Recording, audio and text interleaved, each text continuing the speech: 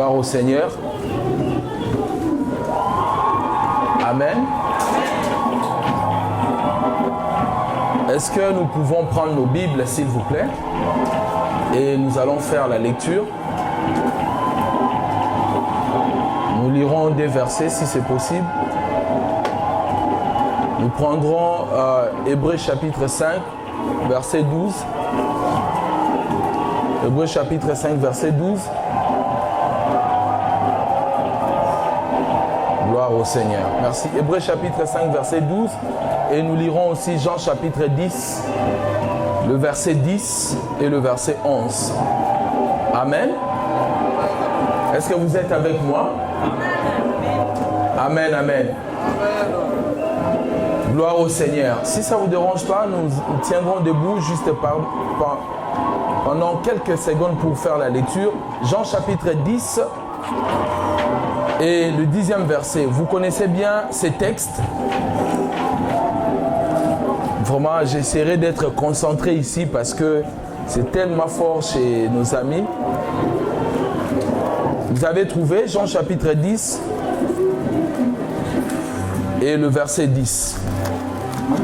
Je lis pour vous. La Bible déclare: les voleurs ne viennent que pour voler, égorger et détruire. Moi, je suis venu afin que les brebis aient la vie et qu'elles l'aient en abondance. Amen. Quelqu'un peut dire après moi: moi, je suis venu afin que les brebis aient la vie et la vie en abondance. 1 Corinthiens chapitre 15, verset 45. Nous sommes toujours dans le Nouveau Testament.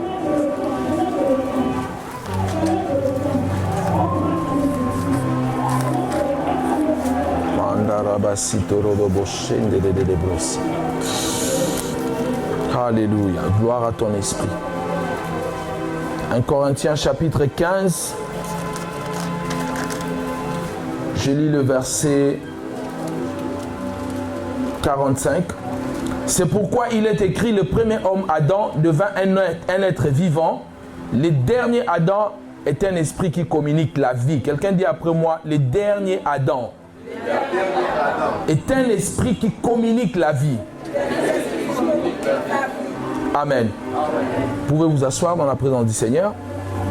Seigneur, change les logos en réma au nom de Jésus-Christ, le ressuscité. Nous avons ainsi prié. Amen. Gloire au Seigneur. Dans Hébreux chapitre 5 au 12e verset, la Bible déclare: vous qui devrez être de maîtres. Et dans les deux textes que nous venons de lire, ce sont des textes très importants par rapport à ce que je vais vous dire maintenant. Et ce que je veux vous enseigner est très très important pour comprendre le fondement de la vie chrétienne et comprendre pourquoi Jésus-Christ est venu sur la terre. Avant de commencer mon message, je tiens à remercier Dieu pour cette faveur qu'il vient de m'accorder encore, de me tenir au milieu de son peuple pour apporter la parole de Dieu. Je remercie aussi le pasteur Douglas et toute l'équipe de cette église et tous les fidèles. Que le Seigneur vous bénisse abondamment pour votre confiance et votre temps pour écouter la parole du Seigneur.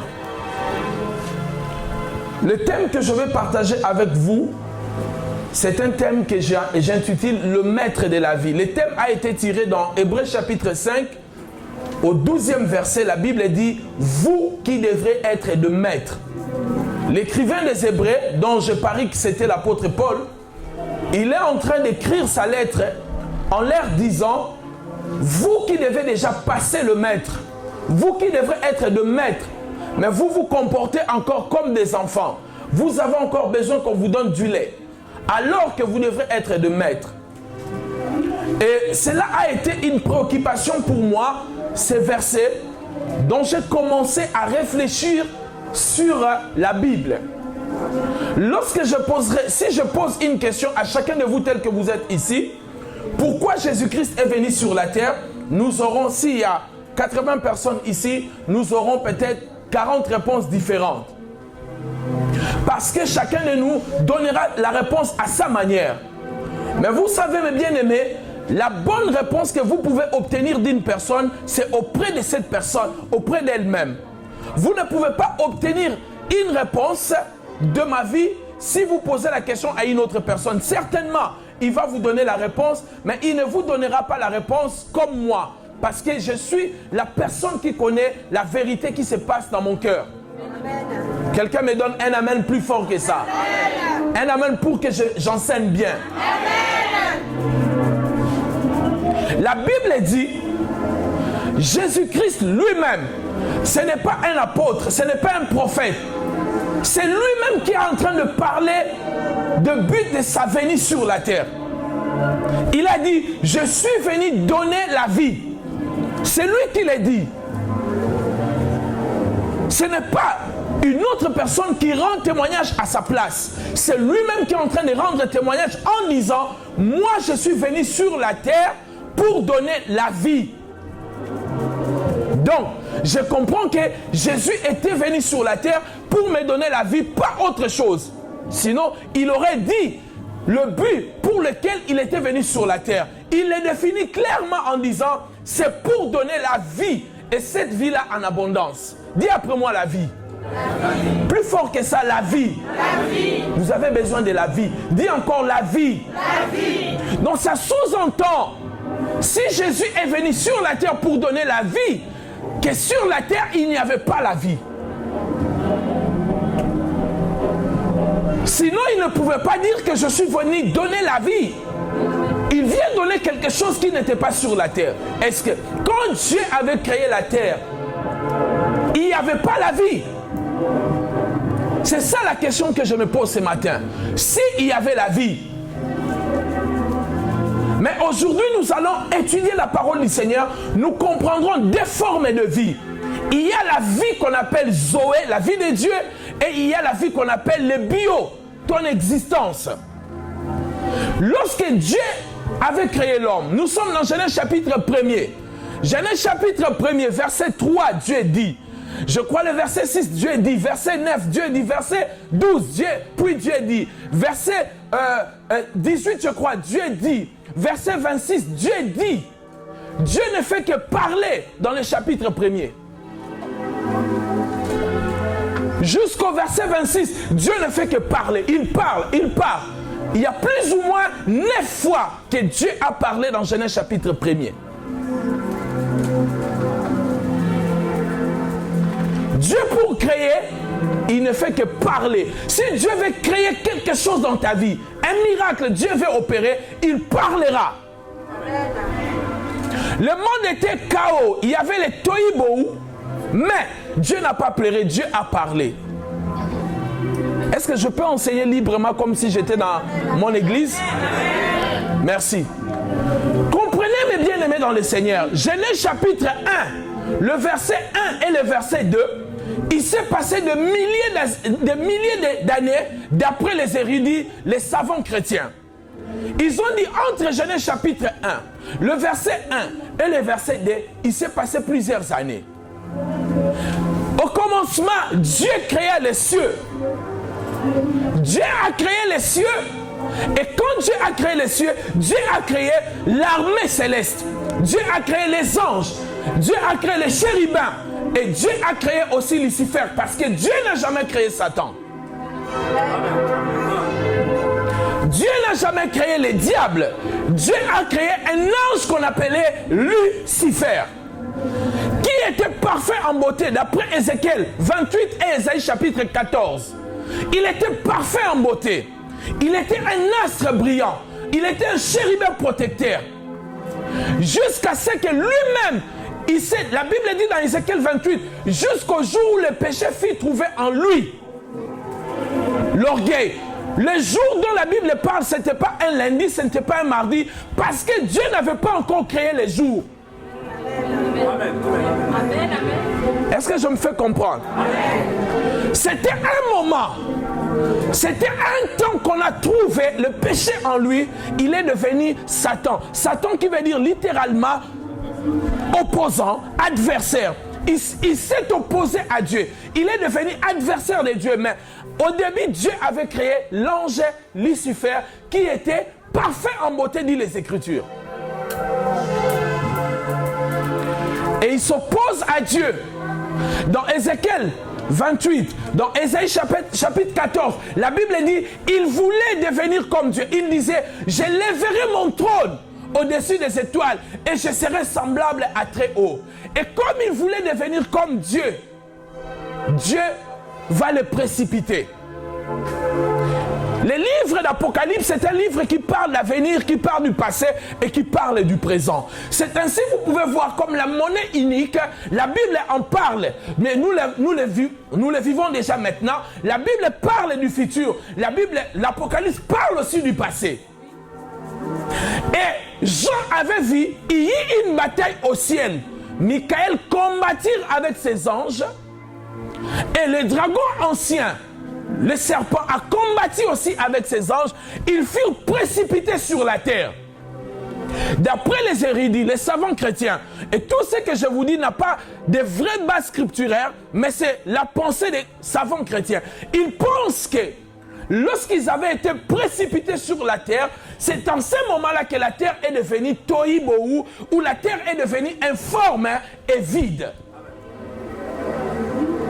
Mais Dieu n'avait pas créé la terre informe et vide. Et c'est ce que cette théorie que les gens disent, les scientifiques, le Big Bang. D'après les savants chrétiens, ils pensent parce qu'il n'y a pas de preuves scripturaires pour fonder cette doctrine. Donc, comprenez-moi très bien. Je ne confirme rien, je n'affirme rien. Je parle de la pensée des savants chrétiens. Maintenant, Dieu va prendre la décision de créer l'homme à son image et à sa ressemblance. Parce que, d'après Ésaïe 14, le diable voulait devenir semblable à Dieu. Dieu a dit, je vais te faire du mal.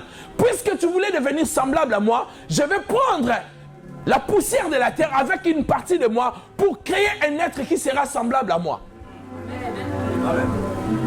Donc, le diable ne t'aimera jamais parce que le diable a voulu être comme toi, mais Dieu n'a pas voulu qu'il soit comme toi et Dieu t'a créé comme lui. Amen.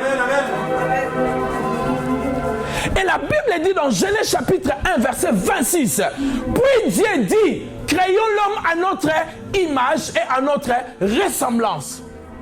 Dieu a créé l'homme et Dieu a formé l'homme. Dieu a créé l'homme à partir de lui-même. Parce que le mot créer en hébreu, qu'on peut prendre bara, qui veut dire prendre quelque chose qu'on ne voit pas, d'invisible, pour créer une autre chose. Dieu a pris une partie de lui-même qui était invisible pour créer une partie de vous qui est aussi invisible, qu'on appelle esprit. Amen. Donne un amen bien. Amen. Et Dieu, il va maintenant former la poussière, à partir de la poussière de la terre. Le verbe former, en hébreu, on peut le prendre avec le verbe asa, qui veut dire prendre quelque chose qui est déjà visible pour fabriquer une autre chose de visible. Donc Dieu va prendre la poussière de la terre cette fois-ci pour former votre corps. Et prendre votre esprit qui vient de lui, le placer dans la poussière qui a formé le corps. Amen. Amen. Amen. Je me fais comprendre, j'espère. Amen. Amen. Amen.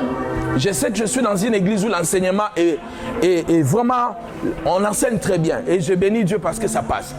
Et la Bible dit, Dieu va créer l'homme et Dieu va former l'homme. Voici les mystères de l'être humain. 1 Thessaloniciens chapitre 5 verset 23. La Bible dit que Dieu lui-même sanctifie tout votre être, esprit, âme et corps. L'homme est tripartite. L'homme a un esprit possédant une âme, vivant dans un corps, une enveloppe. Pourquoi? Parce que le corps humain, c'est une enveloppe qui devait porter l'esprit. Parce que Dieu avait créé un esprit, mais l'esprit, pour fonctionner dans un monde sur la terre, un monde matériel, il devait être en contact avec certaines choses et Dieu va lui donner une forme corporelle pour qu'il fonctionne bien sur la terre. Amen, amen. Quelqu'un dit amen bien. Amen. Dis après moi invisible. L'invisible ne veut pas dire que ça n'existe pas. Les anges sont invisibles, mais ils sont visibles quelque part. Est-ce que je me fais comprendre? Ils sont invisibles parce que Dieu lui-même, il a limité notre vie pour le voir. Mais de temps en temps, par révélation, il peut ouvrir nos yeux, faire descendre le voile, afin qu'on puisse avoir accès de l'autre monde invisible. Mais cela ne veut pas dire que les anges n'existent pas. Ils existent et ils sont visibles dans leur monde. Ceux qui ont vu, ont eu la grâce de visiter ce monde, ils ont vu les anges, ils décrivent même les anges. Jean a vu les anges, il a vu les 24 vieillards qui ont levé leur couronne était visible. Mais dans notre monde, cela était invisible. Amen. C'est pour cela, un chrétien qui ne voit pas l'invisible ne peut pas aller très loin avec Dieu. Si tu veux opérer dans l'impossibilité, il faut voir l'invisibilité. Parce que tout ce que nous voyons, ce n'est pas tout ce qui existe. Quelqu'un dit Amen. Amen. Un Amen plus fort que ça. Amen. Donc, Dieu va créer l'esprit et Dieu va former le corps. Donc, tel que vous êtes là, il y a une partie de vous, si ça doit prospérer, elle n'a pas besoin de manger le foufou, elle n'a pas besoin de manger le manioc.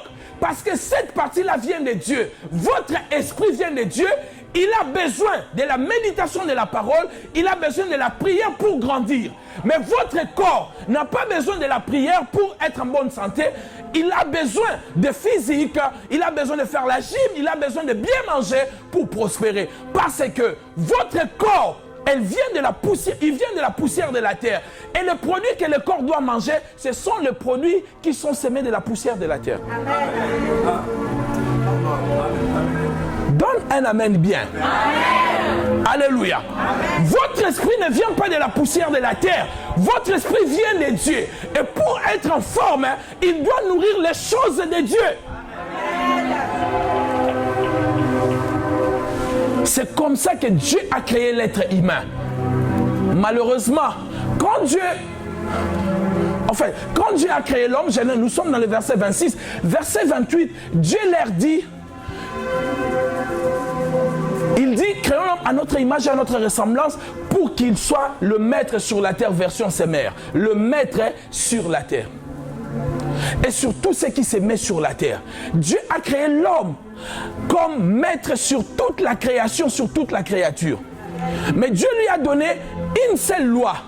Dieu lui a donné une seule incrimination. Dieu lui a dit, le jour où tu mangeras le fruit de l'arbre du connaissance du bien et du mal, tu mourras certainement. Je vais réfléchir avec vous. Est-ce que vous pensez que le mal n'était pas sur la terre avant que l'homme pêche? Le mal était sur la terre parce que les serpents étaient déjà dans les jardins. Amen. Et lui, l'incarnation du mal, comme il était dans les jardins, le mal y était. Mais l'homme n'avait pas la connaissance ni du bien ni du mal.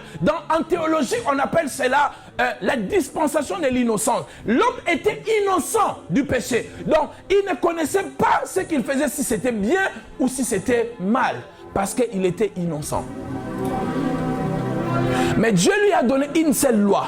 Le jour où tu mangeras les fruits de l'arbre du connaissance du bien et du mal, tu mourras. Le diable est venu voir la femme pour lui dire. Il dit non, Dieu le sait, le jour où vous mangerez les fruits, vous deviendrez comme Dieu. Alors qu'ils ont été déjà créés comme Dieu. Mais on les fait croire en mangeant le fruit, ils seront comme Dieu. Le mensonge du diable consiste à te dire que tu auras ce que tu cherches si tu fais telle chose, alors que Dieu t'a déjà donné ce que tu es en train de chercher. La Bible dit tout ce qui contribue à la vie et à la piété, Dieu nous les a déjà donnés. Tu ne peux pas détruire ta vie pour chercher la vie. Dieu t'a déjà donné tout ce qui contribue à la vie. Amen. Et l'homme avait une seule incrimination, une seule loi de ne pas manger l'arbre du connaissance du bien et du mal. Et Dieu lui avait dit, le jour où tu mangeras, tu mourras certainement. Et lorsque l'homme a mangé, Adam n'était pas mort physiquement, mais Adam a connu la vraie mort. Parce que la vraie mort consiste à séparer quelque chose de sa source. Comme les poissons viennent des eaux, le jour où tu enlèves le poisson dans l'eau, il finira par suffoquer et il va mourir. Comme la terre, la végétation vient de la terre, quand tu retires la végétation de la terre, elle finira par sécher. Comme l'étoile vient du ciel, le jour où vous enlevez l'étoile du ciel, elle devient une météorite. Parce que l'homme venait de Dieu. Donc, il devait rester attaché avec Dieu. Le jour où il s'est séparé avec Dieu, l'homme a connu la mort et la véritable mort. Amen.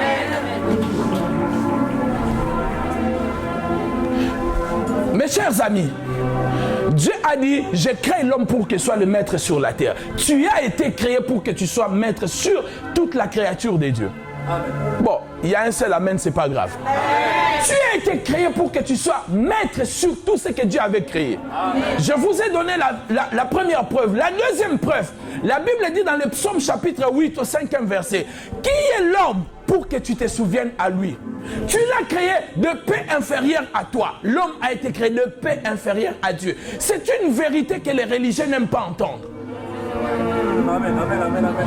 Est-ce que vous savez, toute chose que Dieu a créée, là où Dieu avait tiré la chose pour qu'elle soit créée, elle a la même matière avec la source où elle a été tirée. Par exemple, le poisson a le même potentiel avec l'eau.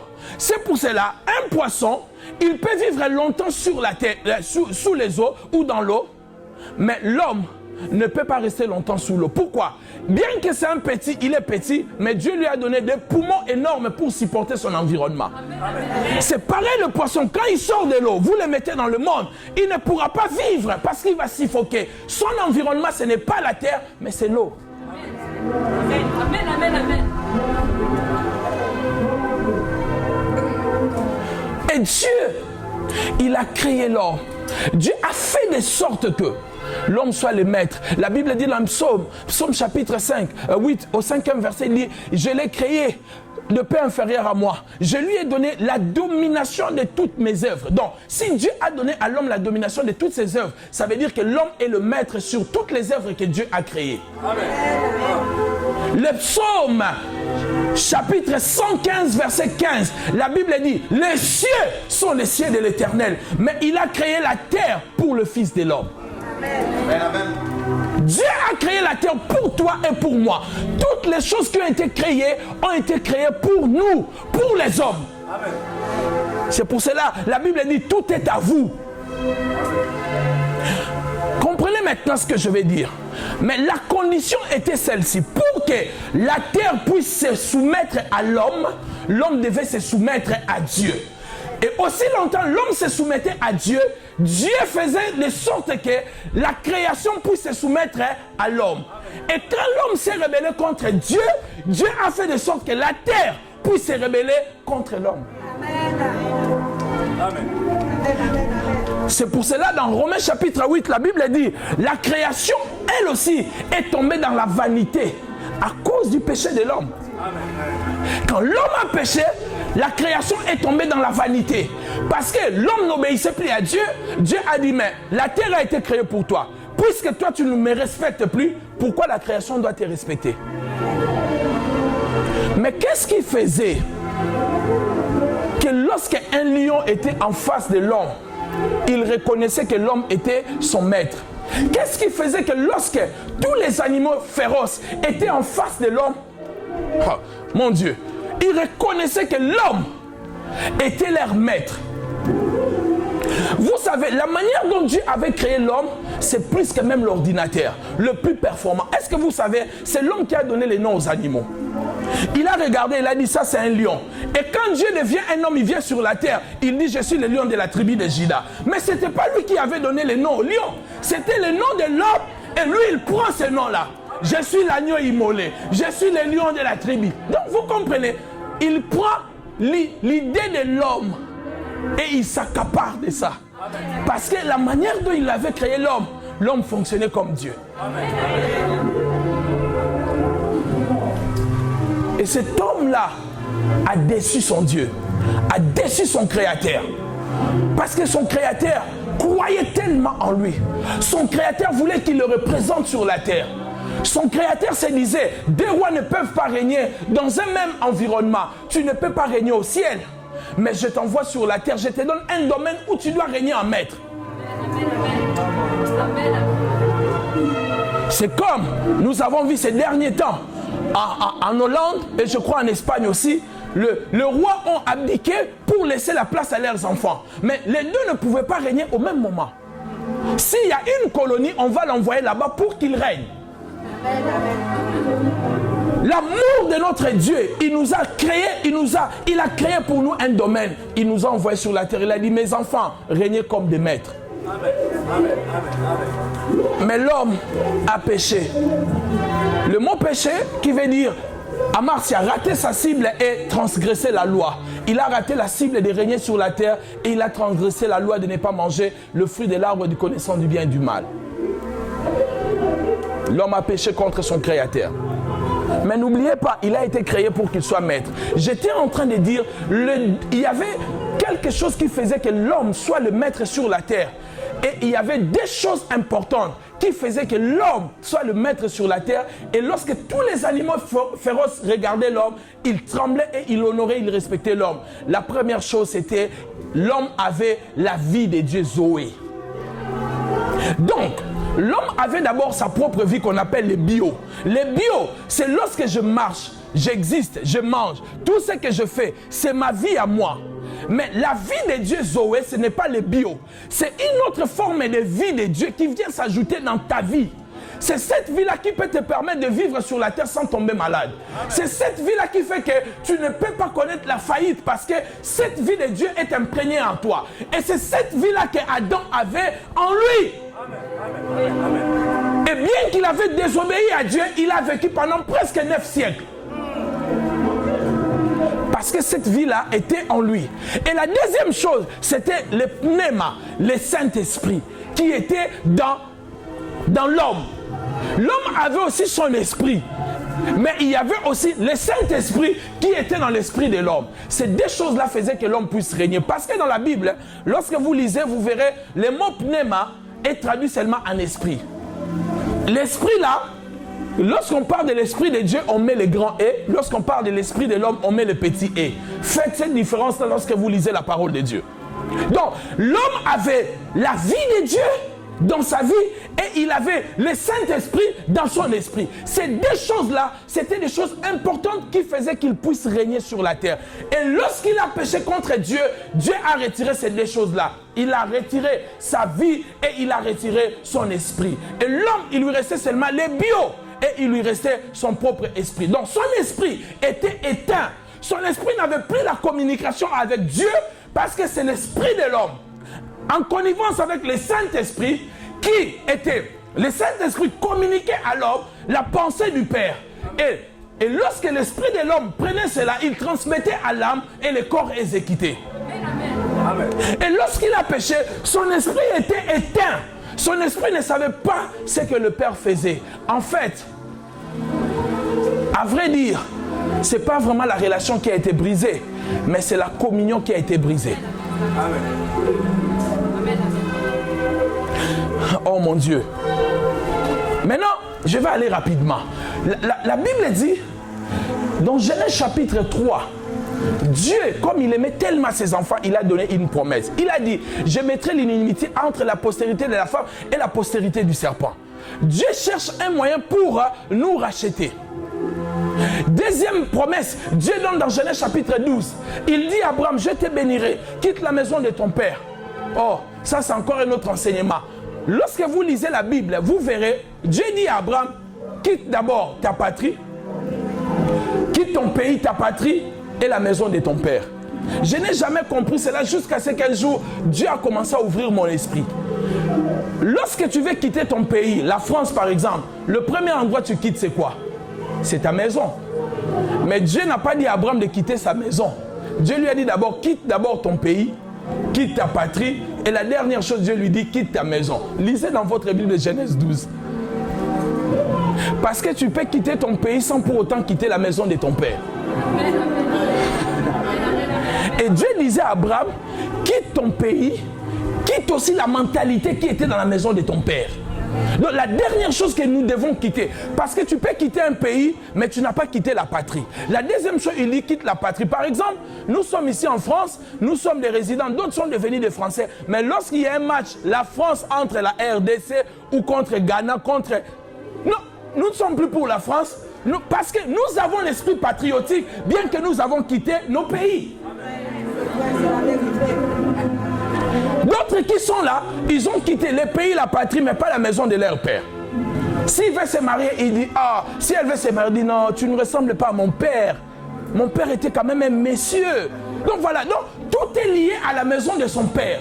Ma mère ne préparait pas comme ça. Tu veux épouser ta mère ou une femme?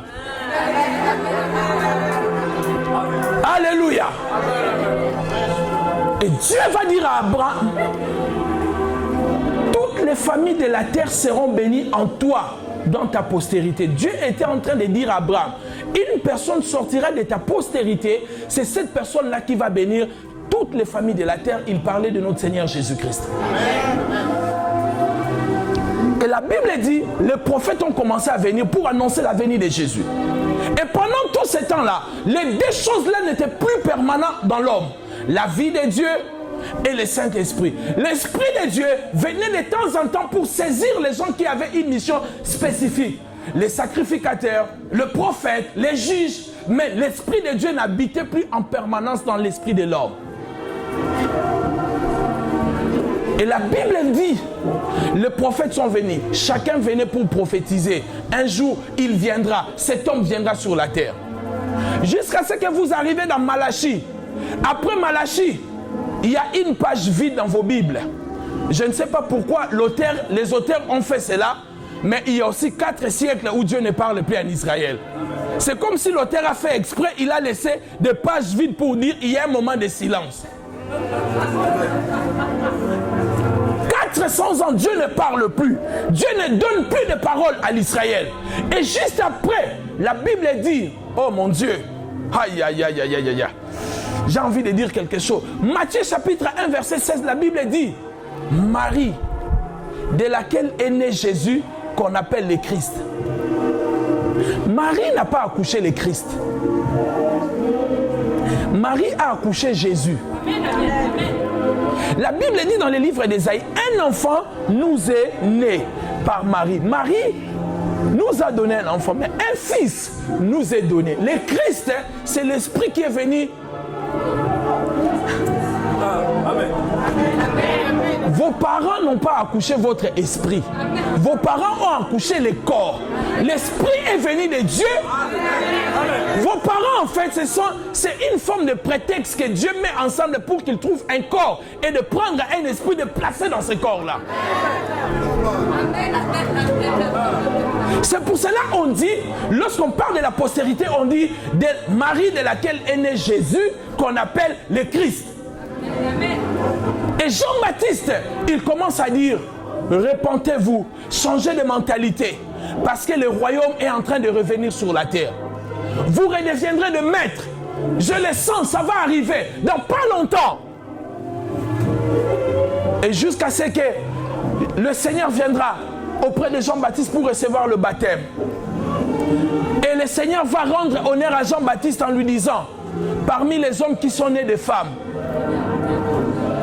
il n'y a pas eu plus grand que Jean-Baptiste.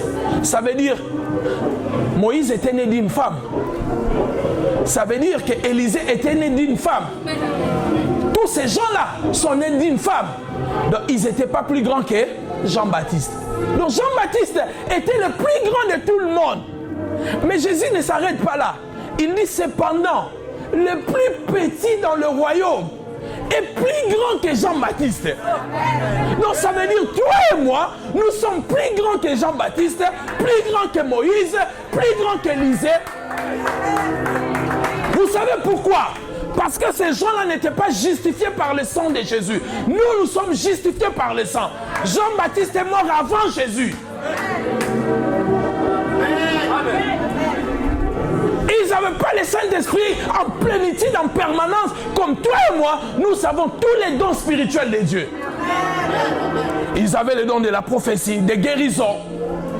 Mais nous, on a tout. L'Église aujourd'hui, tout le mystère de Dieu est dévoilé. sont dévoilés plus tôt. Alléluia. Vous comprenez, mes chers amis. Donc, saisissez cela. Et quand Jésus vient sur la terre, bien-aimé dans le Seigneur, je commence maintenant à dire des choses très importantes et dans 15 minutes, je vais clôturer. Écoutez-moi très bien, sinon vous risquez de mal interpréter mon message. Jésus, lorsqu'il vient sur la terre, il ne dit pas que je suis venu mourir à la croix. Jésus a commencé à parler de sa mort à partir de Matthieu chapitre 16. Lorsque Pierre a eu sa révélation, il dit: tu es Pierre, mais sur toi je bâtirai mon église, et les séjours de mort ne prévaudront point contre elle. Et il dit encore, la Bible dit, dès lors, il commença à dire à ses disciples: je vais souffrir, je vais mourir et je vais ressusciter. Mais il avait déjà dit qu'il était venu donner la vie. Donc, le but principal de Jésus sur la terre, c'était pour nous redonner la vie que l'homme avait perdue dans les jardins. C'est pour cela, la mort à la croix, ce n'était pas la venue principale du Seigneur. Les religieux ne sont pas d'accord avec moi. La mort à la croix n'était pas le but principal de sa venue. Le but principal, c'était de nous donner la vie. Mais cependant, par exemple aujourd'hui, mon but principal, c'était de venir ici pour prêcher. Mais j'ai pris la voiture. Est-ce que prendre la voiture était mon but principal? Non. Mais c'était la condition nécessaire pour que je puisse atteindre mon objectif. La mort à la croix était une condition nécessaire pour que Jésus nous redonne son but et son objectif, qui était la vie.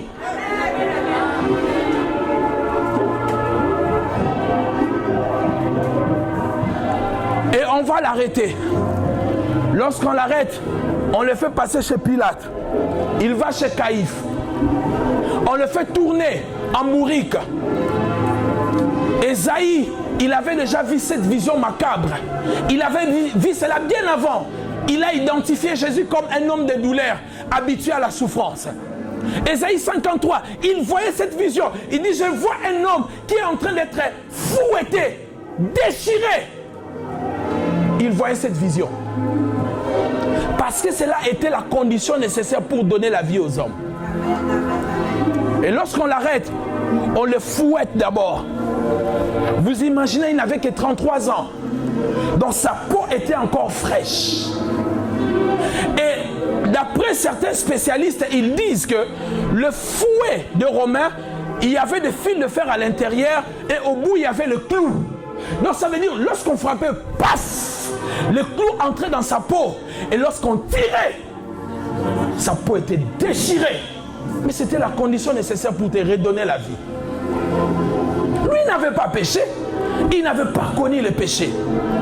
On le frappe. On le frappe. On déchire sa peau.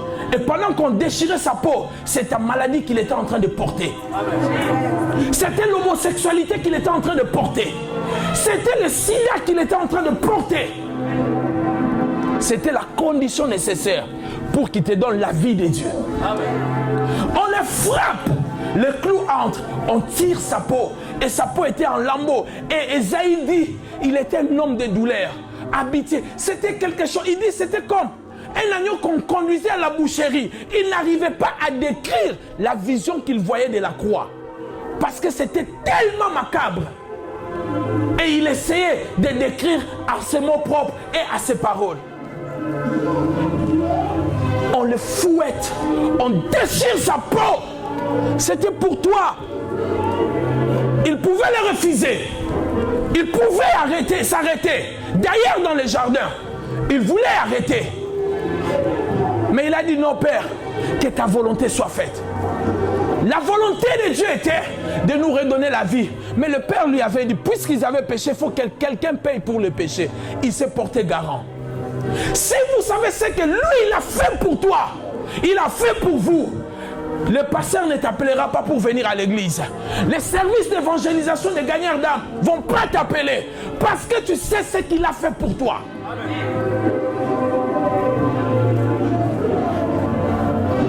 Et ce n'était pas fini. Lorsqu'on finit de le fouetter, on lui charge une croix qui était plus grande que sa taille. Et il doit monter la montagne avec la croix. Et il arrive à la croix, on prend les clous pour percer ses doigts. En ce moment-là, les phalanges étaient en train de se broyer. Les métatraces, il faisait l'hémorragie interne et externe. Je ne sais pas s'il y a un médecin ici. Non, ça veut dire qu'il y avait le sang qui entrait à l'intérieur et le sang qui jugulait. Mais il n'a pas baissé les bras. Il savait ce qu'il était en train de faire. C'était pour te redonner la vie. C'était la condition nécessaire. Il n'y avait pas une autre condition pour que la vie nous arrive. Et en ce moment-là, comme cela ne suffisait pas, il sera trahi par quelques-uns. La plupart de ses disciples vont fuir. Il n'y a rien de pire que la trahison lorsque vous souffrez. Et Pierre qui disait, moi je serai avec toi, je ne vais pas t'abandonner, partout tu seras. Et Pierre aussi avait fui.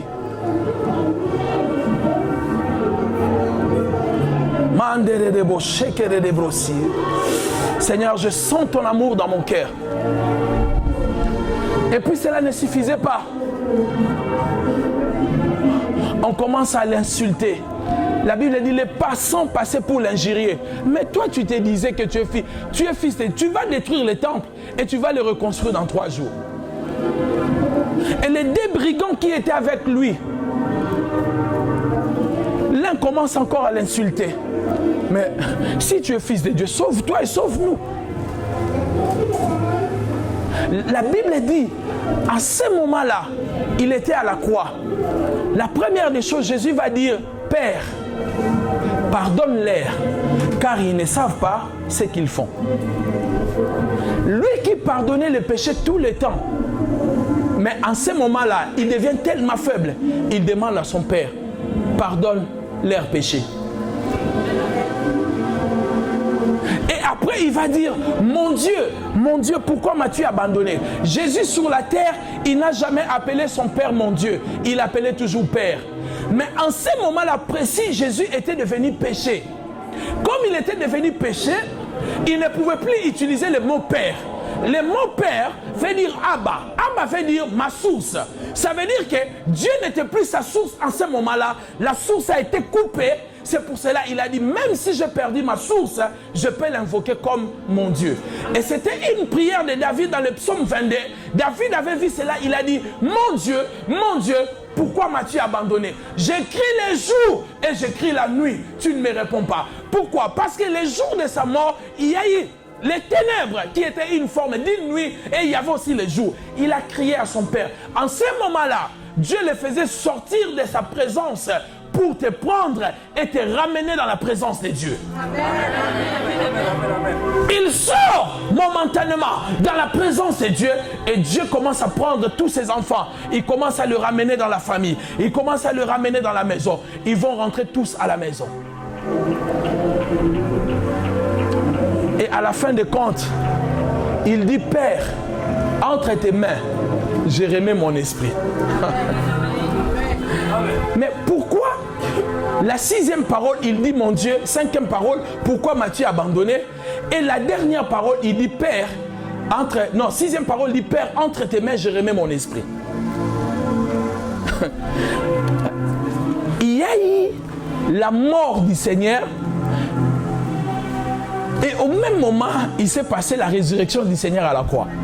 Il est sorti de la présence de Dieu, il nous a ramenés dans la présence de Dieu. Et quand il dit Père, il y a eu une forme de reconnexion qui s'est passée entre lui et son Père. Et il a dit, je remets entre tes mains mon esprit. Et quand il dit cela, il va crier, Tétélestai, tout est accompli. Tétélestai. D'autres personnes disent que c'était à l'époque, le peintre, lorsqu'il dessinait son tableau, et son tableau est un chef-d'œuvre, il regardait cela et il criait, Tétélestai. Donc ça veut dire que le travail est parfait. Et quand Jésus a fini son travail, il a regardé son travail, il a crié Tétélestai. Il n'y a rien ajouté sur le travail que le Seigneur a accompli. Il a accompli ta guérison, il a accompli ta délivrance, il a accompli pour ta pauvreté, il a accompli pour ta santé, il a accompli pour tes enfants, il a accompli pour tout. Touche la main de ton voisin, dis-lui Tétélestai. Tout était accompli. Tout était accompli. Depuis que j'étais dans la salle, je bénissais Dieu pour une seule chose. Une seule chose. C'était le nom de votre église. Quel est le nom de votre église? Pardon? Centre de résurrection. Malheureusement, toutes les églises du monde, c'est la croix de Jésus, la croix du calvaire. Peu de gens appellent leur église la résurrection. La force du christianisme, oh mon Dieu, la force du christianisme n'est pas seulement basée par la mort du Seigneur. Oh Seigneur, aide-moi à dire des vérités comme il faut. C'est une force, mais la plus grande force est basée à sa résurrection. Je vais vous expliquer ça. Si Jésus était mort et il n'était pas ressuscité, la Bible dit dans 1 Corinthiens 15, si Christ n'était pas ressuscité, notre foi allait être vaine. Donc, le fait qu'il était mort, c'était un fait. Mais s'il n'était pas ressuscité, on allait le considérer comme Platon, comme Bouddha, comme Mahomet, comme tous les philosophes. La différence entre lui et tous ces philosophes-là, il est ressuscité. Il est sorti du tombeau. C'est ce qui fait la différence entre le Christ et tous ces gens-là. Et je vais vous dire, la chose la plus difficile pour Dieu de faire, c'était la résurrection du Seigneur. Car la Bible dit, il a déployé toute sa puissance pour ressusciter le Christ. Toute la puissance de Dieu a été déployée. Parce que la mort que Jésus avait connue, ce n'était pas la mort normale. C'était la mort, quand tu le connais, tu ne sors plus. Tous les gens qui ont connu la mort spirituelle ne sortaient pas. Parce que la mort physique, Jésus l'appelait le sommeil. Il dit, on va réveiller notre frère Lazare. Jean chapitre 9. Allons réveiller Lazare parce qu'il dormait. Mais la mort de Jésus, c'était la véritable mort. Et quand tu meurs comme ça, tu ne sors pas. Il faut la puissance de Dieu soit déployée pour te faire sortir de là.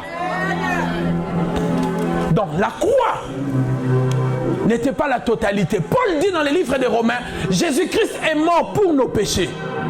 Mais il est ressuscité pour notre justification. Donc pour que nous soyons justifiés, il fallait la résurrection. Et je vais vous dire, avant sa mort, Jésus était le Fils unique de Dieu. Mais après la résurrection, il n'est plus le Fils unique de Dieu. Toi et moi, nous sommes tous les fils de Dieu. Au même titre que Jésus. La Bible dit, oh mon Dieu, la Bible dit, c'est lui qui sanctifie. Et ceux qui sont sanctifiés sont tous d'un seul. Il est devenu le premier-né de tout le monde. Donc lui, il est devenu notre grand frère et nous, nous sommes ses petits frères. Il est le premier-né de tout le monde. Donc, lui, il est né dans la famille de Dieu et nous, nous sommes aussi nés dans cette famille. Pour vous confirmer ce que j'étais en train de vous dire, regardez 1 Corinthiens 15. Je vais clôturer, mon Dieu. Je vais clôturer rapidement. 1 Corinthiens 15.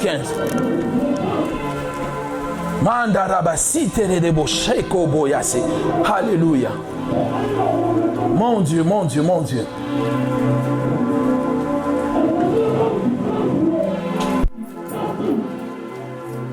Vous êtes avec moi? Regardons 1 Corinthiens.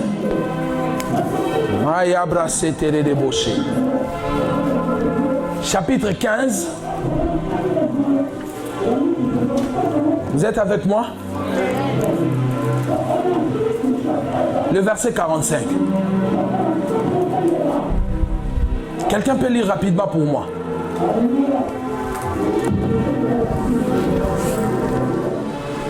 Quelqu'un peut lire pour moi 1 Corinthiens chapitre 15, verset 45? Amen. Oui. Le premier homme, Adam, devint un organe. Oui. Le dernier Adam est devenu un esprit vivant.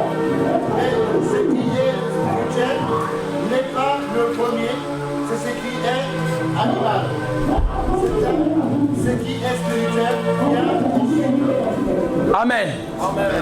La Bible dit, avant de vous expliquer cela, la Bible dit dans 1 Corinthiens 15, au 14e verset, si Christ n'est pas ressuscité, alors notre prédication est vide. Et votre foi aussi. Il se trouve même que nous sommes de faux témoins vis-à-vis de Dieu, puisque nous avons témoigné contre Dieu qu'il a ressuscité, Christ. Or, il ne l'a pas fait si le mort ne ressuscite pas. En effet, si le mort ne ressuscite pas, Christ non plus n'est pas ressuscité. Or, si Christ n'est pas ressuscité, votre foi est inutile. Et vous êtes encore dans vos péchés. Et par conséquent, ceux qui sont morts en Christ sont aussi perdus. Si c'est pour cette vie seulement que nous espérons en Christ, nous sommes les plus malheureux de tous les hommes. Donc, la force du christianisme est basée sur la mort et la résurrection du Seigneur. Et c'est par sa résurrection que nous sommes justifiés. Par sa mort, il a pris nos péchés, il a pris nos maladies. Et par sa résurrection, il a confirmé cela. La Bible dit, pour clôturer, dans 1 Corinthiens chapitre 15, verset 45, la Bible dit ceci. Le premier homme, le dernier homme, Adam, est devenu un esprit qui communique la vie. Vous comprenez? Le dernier Adam est devenu un esprit qui communique la vie. J'aime ces versions, on ne dit pas le deuxième Adam, on dit le dernier Adam. Il y a eu le premier Adam qui était notre ancêtre, et il y a eu le dernier Adam qui est devenu notre grand frère. Le mot dernier veut aussi dire, ça vous dérange pas ma soeur si je peux prendre ça? C'est important. Vous voyez, le dernier, c'est aussi un mot en hébreu qui veut dire original. Donc, lorsqu'on dit le dernier Adam, on dit en fait l'Adam original. Jésus n'était pas le deuxième Adam, mais il était l'Adam original. N'oubliez pas, dans 1 Corinthiens 26, dans Genèse 1, 26, Dieu avait dit, créons l'homme à notre... En d'autres mots, il voulait dire, tirons la copie de nous-mêmes à partir de nous qui sommes des originaux. Adam était la photocopie de Dieu, mais il n'était pas l'original. Et quand le premier Adam est venu sur la terre, le diable l'a froissé. Le diable l'a déchiré. Mais Dieu ne pleurait pas parce que Dieu savait que c'était juste une copie et lui il avait l'original. Donc il pouvait tirer encore d'autres copies. Mais Dieu a dit, non, je ne tire plus la copie, mais cette fois-ci, je viens moi-même en original. Jésus-Christ est l'original.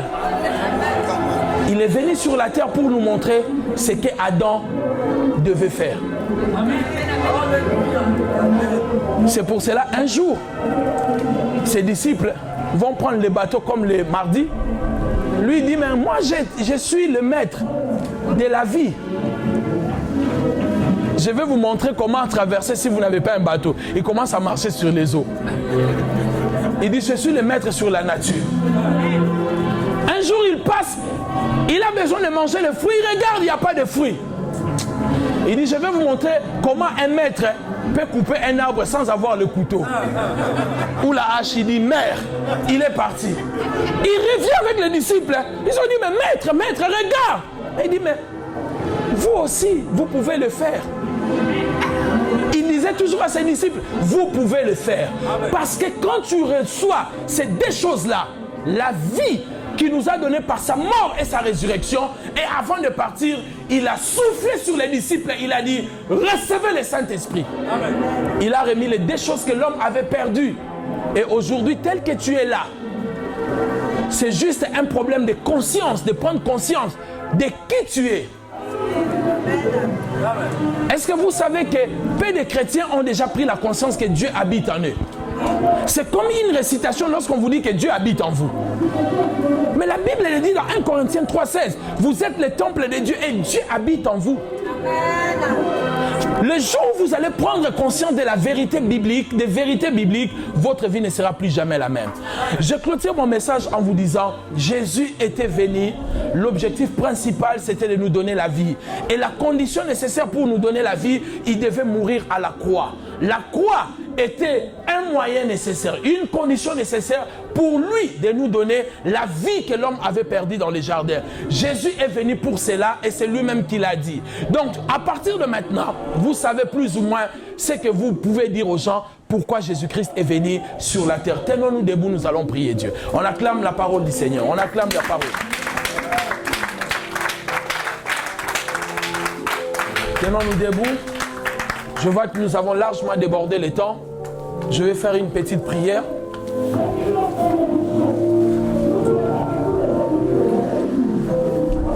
Si tu n'as jamais donné ta vie à Jésus,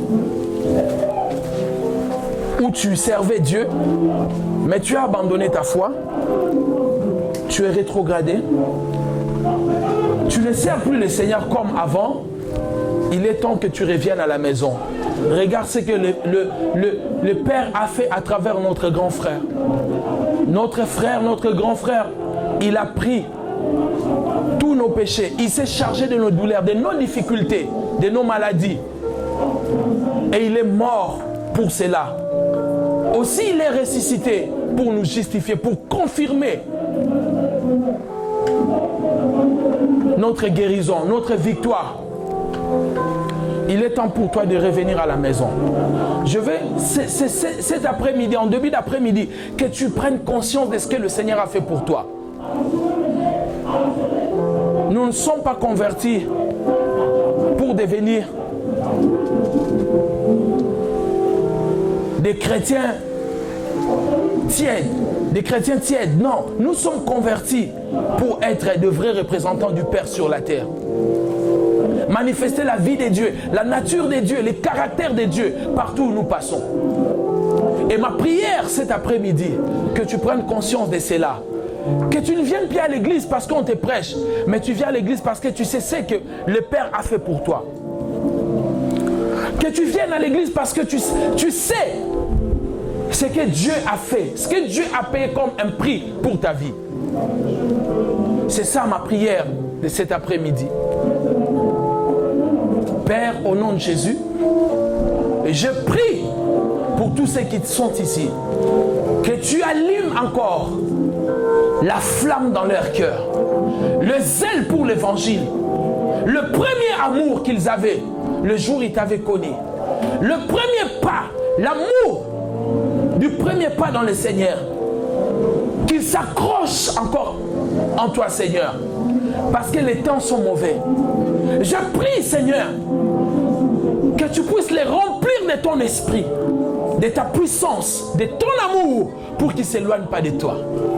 Je bénis cette église, je bénis ton serviteur, je bénis tous les serviteurs qui sont dans cette église, je bénis tout le peuple de Dieu qui sont chers pour toi, Seigneur. Tu as payé le prix fort pour qu'ils soient sauvés. Bénis-le au nom de Jésus-Christ, le Saint béni éternellement. J'ai ainsi prié. Amen. Asseyez-vous, je vais vous dire une chose, 20 secondes.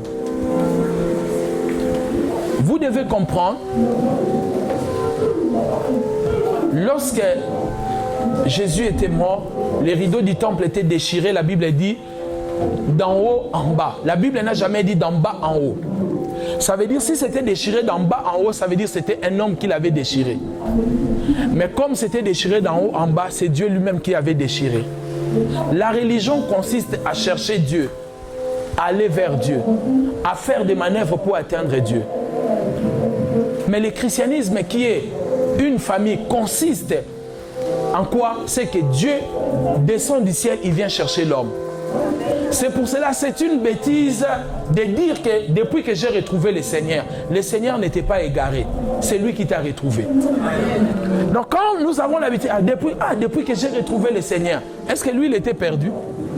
C'est toi qui étais perdu par son amour, il est venu à ta recherche. Alléluia. Et la Bible dit, personne ne vient à lui si personne ne parvient à lui si lui t'appelle. Non, ça veut dire c'est lui qui, par son amour, par sa pitié, il est venu vers toi.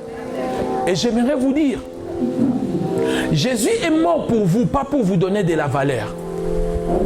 Il est mort pour vous parce que vous avez de la valeur. On reconnaît la valeur d'une chose par rapport au prix qu'on paye. Si tu veux reconnaître ta valeur, regarde le prix que Dieu a payé pour te sauver. Lui-même, il a accepté de mourir parce que tu as de la valeur. Ne te sous-estime plus. Ne te promène plus avec des regards inquiets. Sois ferme dans ta foi. Ayez l'espérance envers ton Dieu. Et tu as de la valeur. Que le Seigneur vous bénisse abondamment. Je dois prêcher encore dans une autre église. J'étais content d'être au milieu de vous. Et c'était un honneur pour moi, le pasteur Douglas. Je tiens vraiment à vous remercier du fond du cœur, moi et toute ma famille. Et je tiens à remercier toute l'église pour tout ce que vous avez fait. Et je vous aime. Et je peux vous dire, révéler un secret maintenant. Regardez-moi très bien, il ne faut pas me détester parce que nous passerons l'éternité ensemble. Donc on va se voir dans les riz du ciel, on commence à parler avec Abraham, avec Jacob, ça sera merveilleux. Et ça c'est l'espérance des chrétiens. Que Dieu vous bénisse abondamment.